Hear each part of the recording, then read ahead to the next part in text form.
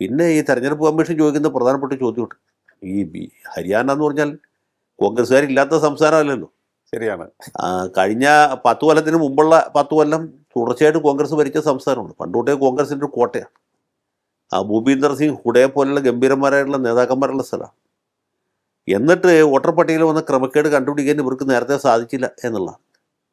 അതൊരു കാര്യം. രണ്ടാമത് ബൂത്തിലിരിക്കുന്ന വോട്ടർ ഏജന്റുമാർ കാണുന്നില്ലേ, ഒരാൾ 23 പ്രാവശ്യം വോട്ട് ചെയ്തു എന്ന് പറഞ്ഞാൽ ഒരേ വോട്ടർ 23 തവണ ഒരാൾ വന്ന് വോട്ട് ചെയ്യുമ്പോൾ ആ ബൂത്തിലിരിക്കുന്ന ഏജന്റ് എന്താ ചെയ്യുന്നത്? അല്ലെങ്കിൽ ബൂത്തിലേക്ക് ഏജന്റ് BJP കാരനായിരിക്കും. അതെ, അതൊന്നും സംഭവിക്കുമല്ലോ. ഇപ്പോൾ കണ്ണൂർ ജില്ലയിലൊക്കെ നടക്കുന്ന ബൂത്തിലിരിക്കാൻ കോൺഗ്രസ്സുകാരെ കിട്ടൂല. കാരണം ഒരു ശരീരരക്ഷയെ ഓർത്തിട്ട് അവിടെ പോവുകയല്ലേ. പോയാൽ തന്നെ ഇനി കള്ളവോട്ട് ചെയ്യാൻ മുന്നോട്ട് കാണുമ്പോൾ കണ്ണടച്ചിട്ടിരിക്കും. അത് ഇടികൊള്ളായിരിക്കാൻ വേണ്ടിയിട്ടാണ്. നമുക്ക് അവർക്ക് കുറ്റം പറയാൻ പറ്റില്ല. അപ്പോൾ അതൊക്കെ നടക്കുന്നത് അത് തന്നെ എത്രയോ അപൂർവമായിട്ടാണ് ഇല്ലേ. അതെ അതെ, കണ്ണൂർ ജില്ലയുടെ ചില പാർട്ടി ഗ്രാമങ്ങളിലൊക്കെ അത് നടക്കും.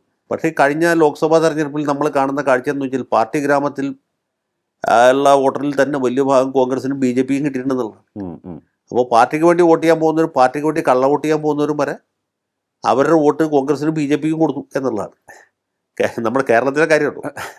ഇത് ഇങ്ങനൊരു ആരോപണം അപ്പോൾ ഈ ഹരിയാനയിൽ സംഭവിച്ചു എന്നൊക്കെ പറഞ്ഞാൽ അത് അത്ര എളുപ്പത്തിൽ നമുക്ക് ഒരു നുള്ളു ഉപ്പ് കൂടാതെ ഇത് വിഴുങ്ങാൻ പറ്റുകയില്ല.